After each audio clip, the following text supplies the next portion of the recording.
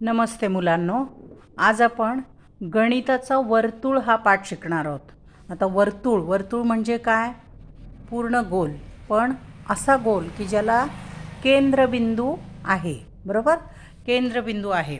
आता वर्तुळाबद्दल आपण मागे शिकलेलो आहोत, तर त्याच्यातल्या काही काही जे व्याख्या आहेत, नवीन शब्द आहेत, ते तुम्ही मला सांगा. हां, म्हणजे इथे जे प्रश्न विचारले आकृतीवरती ते सांगायचं तुम्ही. सगळ्यात पहिले तुम्हाला हे आठवतं आहे का? विचार करा की त्रिज्या म्हणजे काय, जीवा म्हणजे काय आणि व्यास म्हणजे काय. आठवतं आहे का? त्यात आता मी तुम्हाला परत एकदा आठवण करून देते की त्रिज्या म्हणजे काय. तर वर्तुळाचा केंद्रबिंदू आणि वर्तुळावरील कोणताही एक बिंदू जोडणारी रेषा म्हणजे त्या वर्तुळाची त्रिज्या होय. या व्याख्या मी पाठाच्या शेवटी लिहून त्याचं PDF पाठवेन तुम्हाला. हां, आणि जीवा म्हणजे वर्तुळावरील कोणतेही दोन बिंदू जोडणारी रेषा म्हणजे जीवा. तर आता हे जे वर्तुळ दिलं आहे याच्यामध्ये EC ही जीवा आहे, नंतर AD ही जीवा आहे, पण त्याचबरोबर FC ही पण जीवा आहे आणि AB ही पण जीवा आहे. तर AB किंवा FC यांना काय म्हणतात? व्यास असं पण म्हणतात. कारण व्यासाची व्याख्या काय आहे की वर्तुळावरील कोणतेही दोन बिंदू जोडणारी परंतु वर्तुळाच्या केंद्रबिंदूमधून जाणारी जी रेषा असते त्या रेषेला म्हणतात व्यास. मग आणि आता इथे मग त्यांनी सांगितलं आहे हा तक्ता पूर्ण करायचा, सारणी पूर्ण करायची की त्रिज्या कोणती आहे. तर OB ही त्रिज्या आहे, रेख OA ही त्रिज्या आहे, रेख OC ही त्रिज्या आहे आणि रेख OF ही त्रिज्या आहे. म्हणजे इथे 4 त्रिज्या तुम्हाला लिहिता येतात. आता जीवा कोणत्या कोणत्या आहेत? तर रेख EC ही जीवा आहे, रेख AD ही जीवा आहे, रेख AB ही जीवा आहे आणि रेख FC ही पण जीवा आहे. तर व्यास कोणते कोणते आहेत? तर रेख AB हा एक व्यास आहे आणि रेख FC हा एक व्यास आहे. इथे दोनच व्यास आहेत, त्रिज्या मात्र 4 आहेत आणि हे पण जीवा पण 4 आहेत. आलं लक्षात? तर अशा पद्धतीने ही सारणी तुम्ही पूर्ण करायची. ओके. आता त्यांनी दिले वर्तुळाचा परिघ. वर्तुळाचा परिघ म्हणजे काय? तर त्यांनी इथे काय सांगितलं आहे? पाण्याची दंडगोल बाटली कागदावर ठेवून तळाभोवती वर्तुळ काढा. म्हणजे हे असं की ही बाटली ठेवली आणि त्याच्या भोवती, म्हणजे समजा आपण ही अशी बाटली ठेवली तर त्याच्या इकडनं अशी पूर्ण वर्तुळाकार रेघ काढायची. म्हणजे ह्या खालच्या भागातून वहीवरती रेघ काढायची. तर ते झालं वर्तुळ.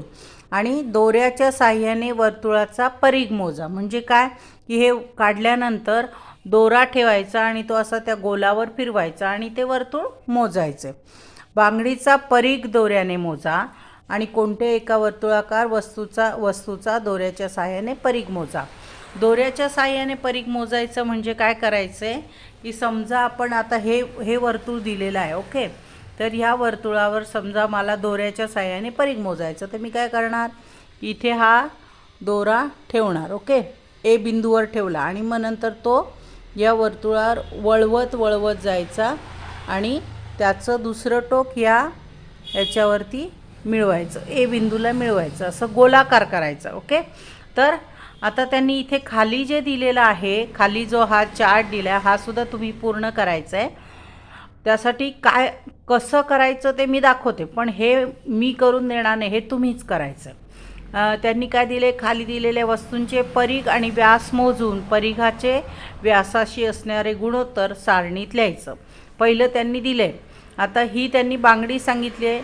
एक बांगडी दिली आहे, त्याचा परिघ किती आहे? 19 सेंटीमीटर, व्यास आहे 6 सेंटीमीटर आणि त्याचं गुणोत्तर म्हणजे काय? परिघ भागिले व्यास. म्हणजे परिघाची संख्या वर लिहायची, व्यासाची संख्या खाली लिहायची असं. आणि याला भाग देऊन जे आलेलं आहे ते गुणोत्तर. ओके. तर फक्त हे कसं मोजतात ते मी तुम्हाला दाखवते. उदाहरणार्थ ही बांगडी आहे, या बांगडीचा आपल्याला परिघ मोजायचा आहे. तर काय करायचं? समजा ह्या टोकापाशी मी हे धरलं आहे. ओके. आणि ते असं फिरवत यायचं. आता ते माझं सुटतं आहे, पण ते सुटता कामा नये. ॲक्च्युली हे आपण अडकून घेऊया इथे. हां, हे जे मी अडकवलं आहे ते टोक मोजताना धरायचं नाही आहे. आणि मग हे याच्यावरनं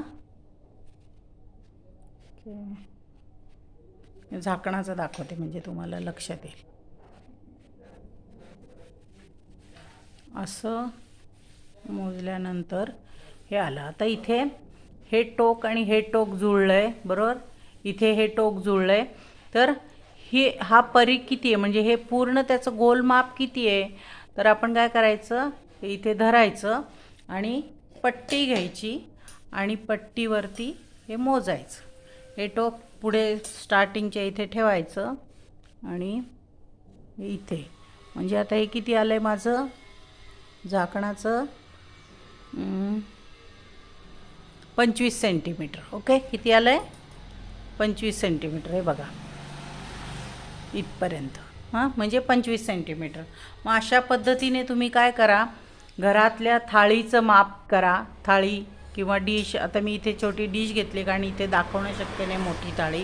तुम्ही थाळीचं माप घ्या, बरणीच्या झाकणाचं माप घ्या, बांगडीचं माप घ्या. तर तुम्ही अशी बांगडी घेऊ नका शक्यतो जी चप्पट असेल, अशी की जिथे ते स्थिर राहील गोल. जसं आता माझं हे स्थिर राहू शकत नाही कारण चप्पट बांगडी नाही आहे माझ्याकडे. तर अशा पद्धतीने ती बांगडी घेऊन त्याच्यावर असा दोरा गुंडाळायचा आणि स्टार्टिंग पॉईंटपासून शेवटचा पॉईंट इथे एकत्र आला की ते माप नंतर पट्टीवर मोजायचं आणि ते जितकं येईल तितकं सेंटीमीटर. आणि व्यास मोजताना काय करायचं आहे, एक तर तुम्ही डायरेक्ट पट्टीने पण मोजू शकता व्यास किती आहे.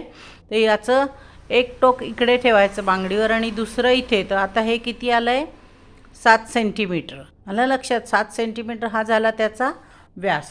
तर अशा पद्धतीने प्रत्येकाचा व्यास. आता झाकणाचा व्यास मोजताना सुद्धा काय करायचं, या स्टार्टिंग पॉईंटला एक टोक ठेवलं आणि ह्या पॉईंटला एक, म्हणजे 7.8 हे झालं झाकणाचा व्यास. अशा पद्धतीने तुम्ही ते व्यास मोजायचा, परीघ मोजायचा आणि त्याचं इथे गुणोत्तर काढायचं, बरणीच्या झाकणाचं पण आणि थाळीचं पण. ओके, आणि सारणीवरून परिघाचे व्यासाशी असलेले गुणोत्तर. आता तुम्हाला जेव्हा तुम्ही हे गुणोत्तर कॅल्क्युलेट कराल तेव्हा तुम्हाला काय आढळतं इथे ते बघायचं.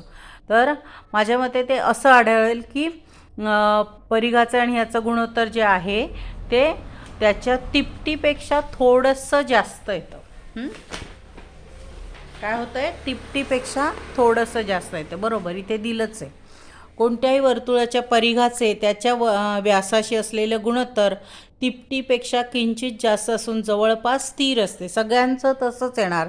3 पॉईंट, आता ते किती आलेलं 14 आलेलं, 3.17 आलेलं, तसंच थोडं प्लस मायनस 3 पॉईंट समथिंग असं येणार. तर ही स्थिर संख्या, त्याला हे जे चिन्ह आहे असं आणि असं त्याला म्हणतात पाय. हा ग्रीक वर्णाक्षर आहे. पाय हे काय आहे, ग्रीक वर्णाक्षर असं लिहिलेलं असतं. हां, हे 2 असे करून वरती त्याला रेघ मारलेली, तर याला म्हणतात पाय. या ग्रीक वर्णाक्षराने दर्शवली जाते. ही संख्या परिमेय संख्या नाही, ते हे थोर गणितज्ञांनी परिश्रमाने सिद्ध केले आहे. आणि व्यवहारामध्ये पायची किंमत 22/7 किंवा 3.14 अशी घेतली जाते. उदाहरणात पायची किंमत दिलेली नसेल तर ती 22.7 असे गृहीत धरतात. म्हणजे जेव्हा आपण गणितं सोडवतो तेव्हा गणितात जर पायची किंमत दिलेली नाही आहे तर मग आपण ती 22/7 ही टाकायची असते गणित सोडवताना. आता इथे त्यांनी प्रत्येकाच्यासाठी जे अक्षर मानलेलं आहे ते दिलेलं आहे. त्रिज्या म्हणजे R, व्यास म्हणजे D आणि परीघ म्हणजे C. असं जर आपण मानलं तर परीघ भागिले व्यास म्हणजे परिच्छेद व्यास म्हणजे C/D बरोबर पाय. कारण आपलं हे उत्तर जे आहे इकडे आपण कॅल्क्युलेट केलं हे किती आलं आहे 3.16. असंच इथे 3 समथिंग येणार आहे. म्हणजेच काय होतं आहे की याचं जे गुणोत्तर आहे ते जवळपास पायच्या बरोबर आहे. म्हणजेच 22/7 म्हणजेच किती 3.14 म्हणजे 3 समथिंग प्रत्येक वेळी येतं आहे. याचाच अर्थ पाय ही किंमत त्यांनी स्टँडर्डाईज केली आहे. म्हणून ह्याच्यावरनंच त्यांनी पुढे काय केलं आहे, हा D इकडे गुणिले केला. म्हणून C बरोबर पाय D, पाय गुणिले D. याचा अर्थ काय होतो, पाय गुणिले D. मग पण D म्हणजे काय, D म्हणजे व्यास. मग व्यास हा त्रिज्येच्या दुप्पट असतो हे आपण शिकलो आहेत बरोबर. इथे आपण ही आकृती बघितली बरोबर. ही आकृती बघितली, याच्यामध्ये काय आहे, ही त्रिज्या आहे, ए ओ ही त्रिज्या आहे आणि बी ओ ही पण त्रिज्या आहे. म्हणजे ही त्रिज्या आणि ही त्रिज्या आणि मिळून काय होतो, हा ए बी हा व्यास तयार होतो बरोबर. म्हणजेच काय झालं की डी बरोबर 2R. म्हणून मग ह्या गणितामध्ये काय केलं, याच्यात त्यांनी काय केलं, सी बरोबर पाय गुणिले डीच्या ऐवजी 2R घातले. म्हणून सी बरोबर 2 पाय डी, हा 2 इकडे घेतला, फक्त 2Rचा पाय 2 इकडे घेतला आणि 2 पाय आर. म्हणजेच काय, सी बरोबर, सी म्हणजे काय, परीघ बरोबर 2 गुणिले पाय गुणिले आर म्हणजे त्रिज्या. आता इथे त्यांनी 1-2 उदाहरणं सोडवून दाखवले. एका वर्तुळाचा व्यास 14 सेंटीमीटर आहे, तर त्याचा परीघ काढा. वर्तुळाचा व्यास म्हणजे डी बरोबर 14 सेंटीमीटर, मग वर्तुळाचा परीघ बरोबर पाय डी, हे सूत्र मांडलं. मग पाय डी म्हणजे किती, सी बरोबर पाय म्हणजे 22/7 गुणिले 14, मग किती आलं, 7 एके 7, 7 दुने 14 आणि 2 आणि 22चा गुणाकार 44. म्हणून वर्तुळाचा परीघ आलाय सी बरोबर 44. सेम तसे इथे उदाहरणं हे सगळे सोडवून दाखवलेले, हे तुम्ही नुसतं उदाहरण घ्या आणि सोडवून बघा. आता मी हे तुम्हाला फक्त वाचून दाखवते. वर्तुळाची त्रिज्या जर 35 सेंटीमीटर तर त्याचा परीघ किती, तर जर इथे आपल्याला त्रिज्या दिलेली आहे तर हे सूत्र मांडा आणि जर व्यास दिलेला आहे तर हे सूत्र मांडायचं. व्यासाला हे आणि त्रिज्येला हे, आलं लक्षात. तर वर्तुळाची त्रिज्या आहे आर बरोबर 35 सेंटीमीटर, म्हणून वर्तुळाचा परीघ बरोबर 2 पाय आर, म्हणून 2 गुणिले 22/7 गुणिले 35. हा 22/7 कुठून आला, पायची किंमत आहे 22/7, म्हणून इथे 22/7 आला. 7 एके 7, 7 5 35, मग 2 गुणिले 22 गुणिले 5 असं आलं आहे 220 सेंटीमीटर. तसंच इथे दिलं आहे, इथे उलटं दिलं आहे की एका वर्तुळाचा परीघ आहे 198 सेंटीमीटर, तर त्याची त्रिज्या आणि व्यास काढा. आता इथे परीघ दिलेला आहे आणि आपल्याला त्रिज्या आणि व्यास काढायचे, म्हणून हे सूत्र दिलं, सी बरोबर 2 पाय आर. आता दोन्हीपैकी कोणतंही वापरलं तरी चालणार आहे. आधी व्यास काढून मग त्याच्यावरनं त्रिज्या काढली तरी चालेल, किंवा आधी त्रिज्या काढून त्यावरनं व्यास काढला तरी चालेल. म्हणून दोनपैकी कोणतं पण सूत्र तुम्ही वापरू शकता. सीची किंमत दिली आहे 198 गुणिले बरोबर 2 गुणिले पायची किंमत आहे 22/7 गुणिले आर. मग हे कॅल्क्युलेशन केलं, इथे काय केलं, हे इकडे नेलं, तर जेव्हा इकडचं बरोबरच्या चिन्हाच्या विरुद्ध दिशेला जातं तेव्हा ते त्याच्या विरुद्ध होतं. म्हणजे जे काय आहे, आता हा 2 आहे म्हणून हा इकडे गेला, म्हणून 1/2 झाला आणि हा उलटा झाला, म्हणून हा 22/7चा 7/22 झाला. आणि मांडताना कसं मांडलं मी तुम्हाला ही स्टेप सांगते की 198 गुणिले हा 2 इकडे गेला म्हणून 1/2 झाला, हा इकडे आला म्हणून 7/22 झाला बरोबर आर. आता हे जे काय आहे ना, हे आर इकडे होतं, ते फक्त हे मांडताना सगळं असं मांडलं, फक्त हे असं घेतलं, आलं लक्षात. हे पूर्ण इकडे केलं आणि हे इकडे केलं, बाकी काही फरक पडत नाही, आलं लक्षात. आता हे भाग देताना बे एके बे, बेसक, बे 9 18, बे 9 18. आता हे पुढचं कॅल्क्युलेशन केलं आहे, 11 दुने 22, 11 9 99. आता हे येतं 9 ते याचा आणि याचा गुणाकार केला, पुन्हा 2ने त्याला भागायचं, किती आलं, 9 गुणिले 7, 9 7 63 भागिले, तर 9 गुणिले 1 गुणिले 7 म्हणजे 63, 1 गुणिले 2 म्हणजे 2, बे एके बे, बे त्रिक 6, बे एके बे, बे पंचे 10, आलं लक्षात. 31.5 असं कॅल्क्युलेशन. आता व्यास म्हणजे काय, जे आपण म्हटलं की नाही, ते व्यास काय 2R. आर म्हणजे आरची किंमत आपण काढली आहे 31.5. काय केलं आहे, आर बरोबर 31.5, पण डी बरोबर काय, डी बरोबर 2R, म्हणून व्यास बरोबर 2 गुणिले आरची किंमत आली 31.5, म्हणून ते 63, आलं लक्षात.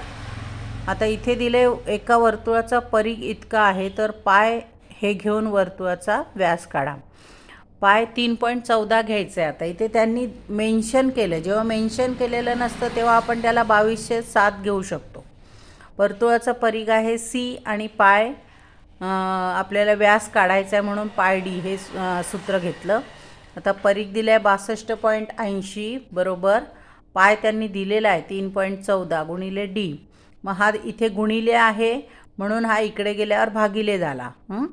मग 62.80 छेद 3.14. म्हणजे हे जे आहे हे पुढे असं येऊ शकतं, म्हणजे त्यांनी एक स्टेप गाळलेली आहे, पण आपण ती समजून घ्यायची की इथलं दशांश चिन्ह काढलं, इकडे 2 डिजिट आहे, इथे पण 2 डिजिट आहे म्हणून दशांश चिन्ह काढून टाकलं बरोबर डी. आता याने याला पूर्ण भाग दिला की किती येतो 2. हा भागाकार तुम्ही असा करून बघू शकतात. 314 ने 6280 6280ला भाग द्यायचा, तो किती येतो 20 बरोबर डी. हा हे पाढा तयार करा. 314 गुणिले 2 हे बघा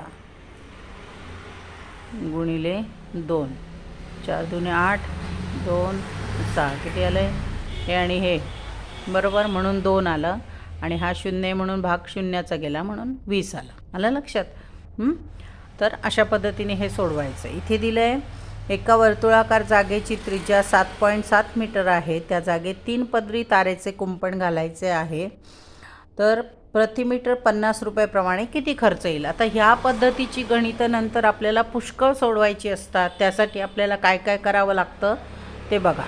एका वर्तुळाकार जागेची त्रिज्या इतकी दिलेली आहे 7.7 मीटर, त्या जागेला 3 पदरी कुंपण घालायचं. म्हणजे जर ही जागा अशी असेल तर आपल्याला 1 पदर परत 2 पदर परत 3 पदर असे कुंपण घालायचं. म्हणजे काय करायचं त्याचा आपल्याला पहिल्यांदा परिघ काढावं लागेल.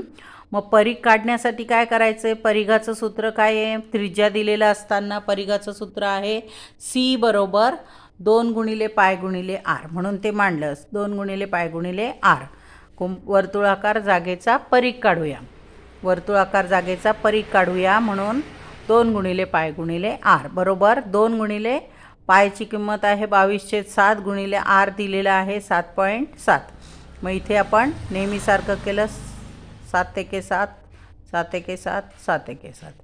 मग आता यांचा गुणाकार केला तो इतका आला. हा झाला परिघ.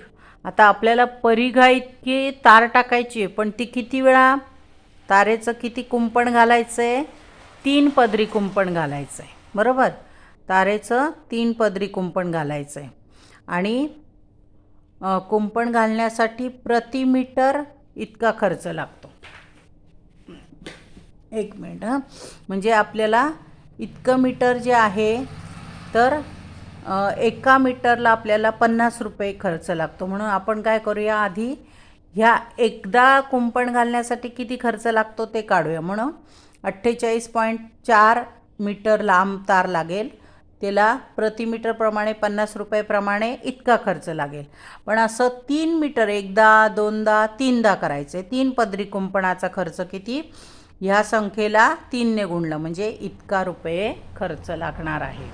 समजतंय काय काय केलं आपण ह्याच्यामध्ये. वर्तुळाकार जागेची त्रिज्या दिलेली आहे इतकी मीटर, म्हणून आपण आधी परिघ काढून घेतला. परिघ काढल्यानंतर आपल्याला कुंपण घालायचे. मग एका मीटरला 1 मीटर त्याला तारेला किती खर्च लागणार 50 रुपये. मग त्याच्यावरून आपल्याला इतकी तार लागणार आहे 48.4 मीटर इतकी तार लागणार आहे.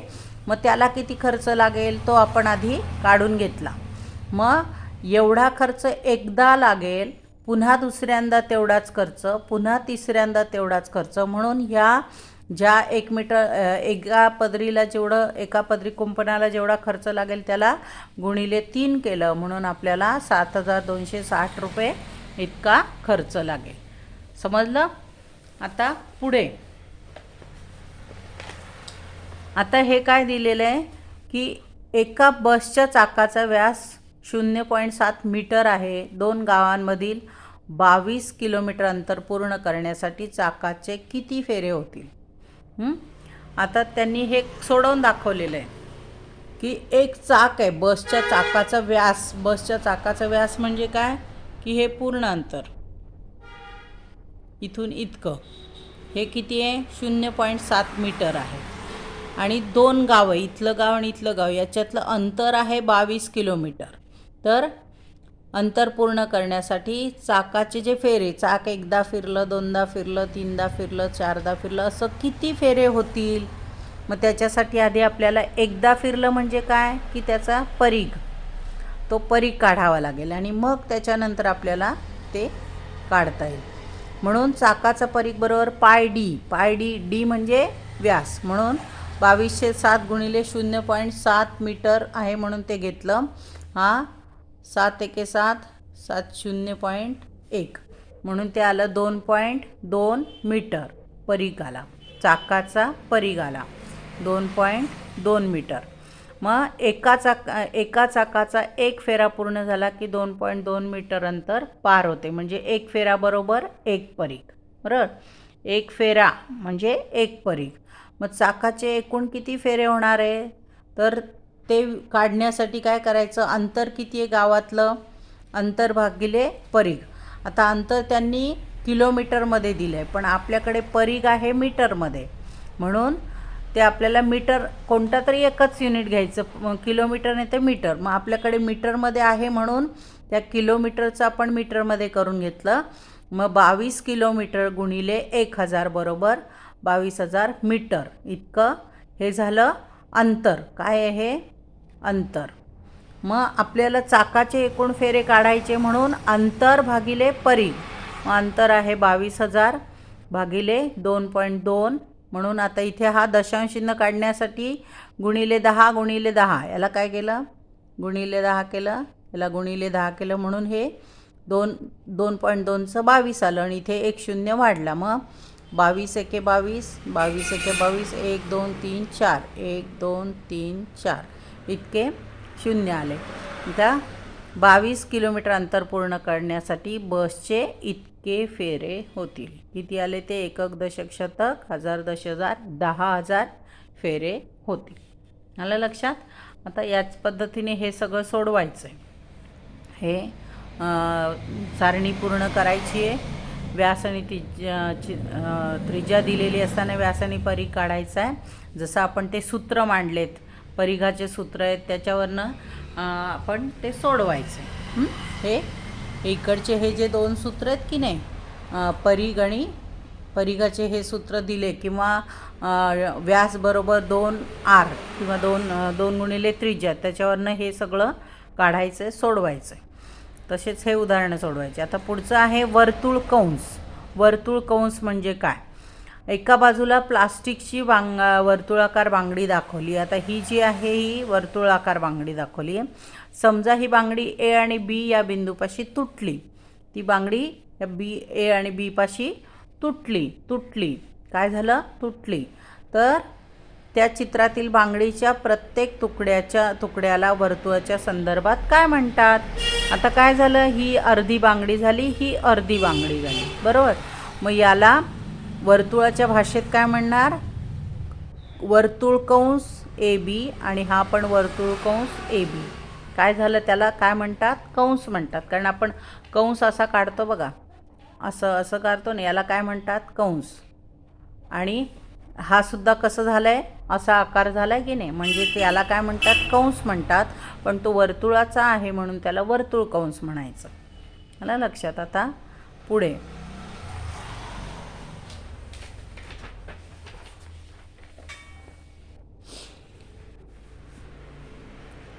सोबतच्या आकृतीमध्ये जीवा ए बीमुळे वर्तुळाचे 2 भाग झाले. त्यापैकी कंस ए एक्स बी हा लहान आहे, त्याला लघु कंस म्हणतात. आणि कंस ए वाय बी हा मोठा आहे, त्याला विशाल कंस म्हणतात. लघु कंस ए एक्स बी हा कंस ए बी असाही लिहितात. आणि ज्या 2 वर्तुळ कंसांचे अंत्यबिंदू सामायिक असतात आणि 2 वर्तुळ कंस मिळून वर्तुळ पूर्ण होते, ते कंस एकमेकाचे संगत कंस असतात. अंत्यबिंदू सामायिक आणि त्याच्यामुळे एक वर्तुळ तयार होते. इथे कंस ए वाय बी आणि ए एक्स बी एकमेकांचे संगत कंस आहे. आता त्यांनी हे वर्तुळ दिलेलं आहे आणि त्याला नावं दिलेली आहेत. तर AXB आणि AYB. तर AXB मध्ये मुळे काय होतं आहे, हा छोटा आहे, बरोबर. मग याला म्हणतात लघु कंस. लघु म्हणजे काय, छोटा. लघु म्हणजेच काय, छोटा. आणि विशाल म्हणजे काय, मोठा.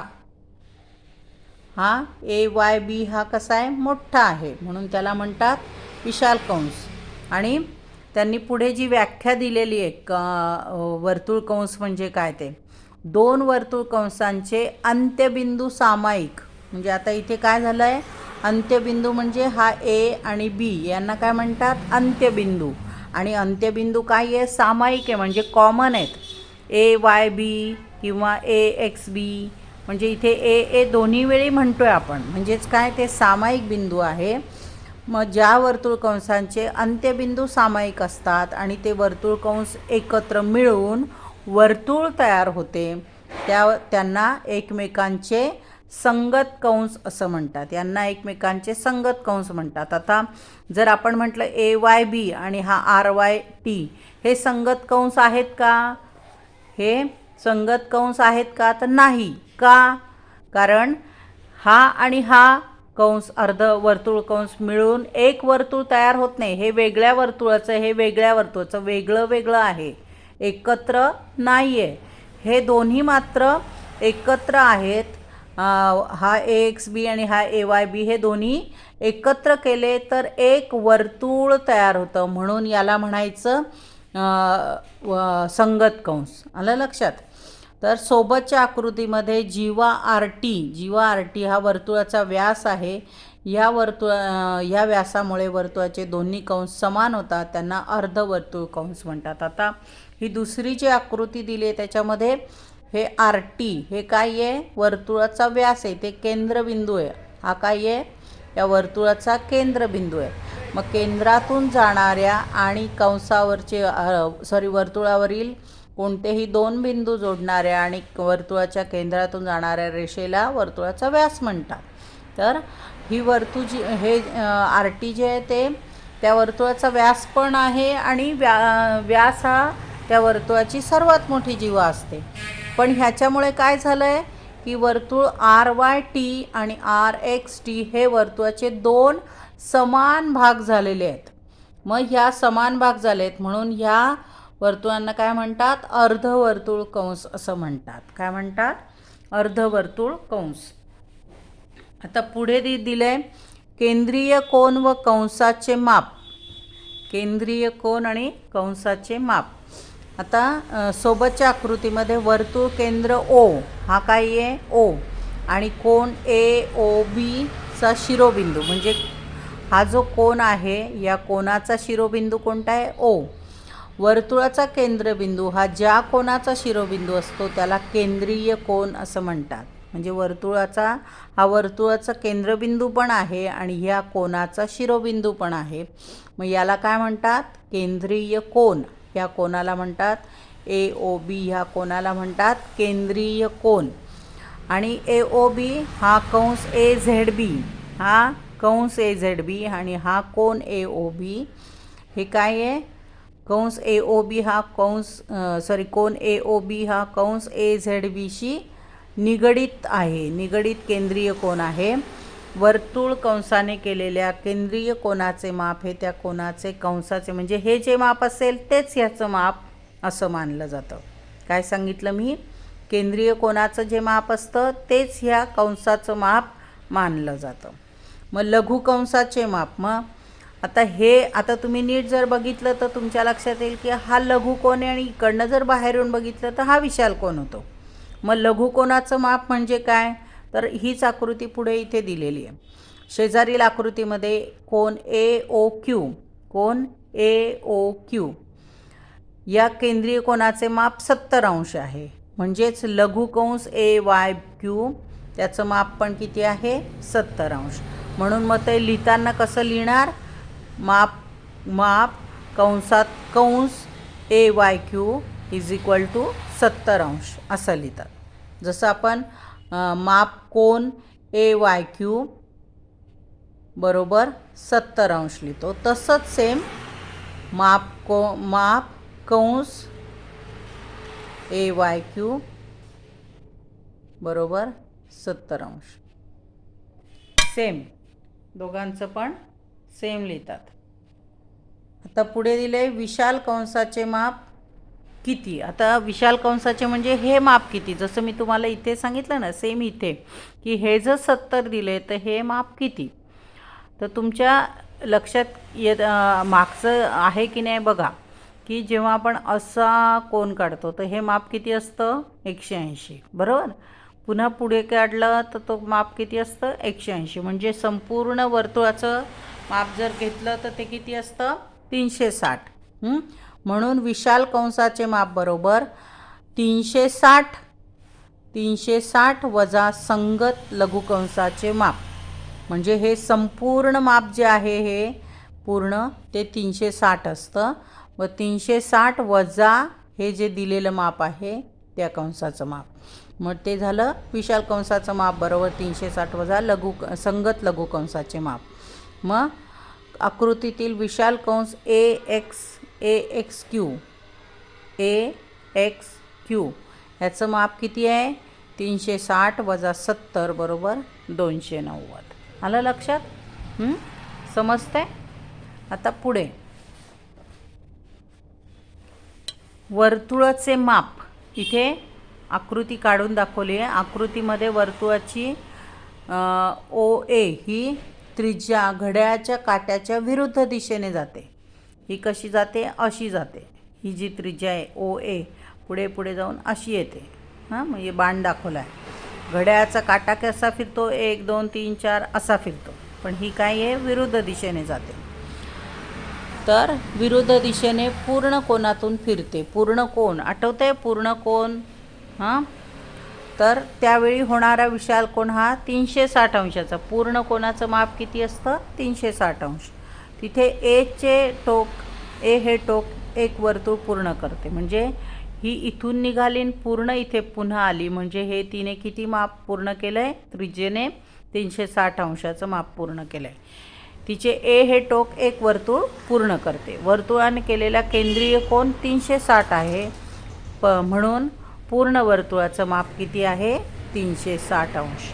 तर लक्षात काय ठेवायचं आहे आपल्याला की विशाल कंस हे तर ते मगाशी दिले ते फॉर्म्युला आहे, पण हे जे काही आहे गाळलेल्या जागाभरामध्ये पण येऊ शकतं. पूर्ण वर्तुळाचे माप टिंब असते. पूर्ण वर्तुळाचे माप 360 अंश असते.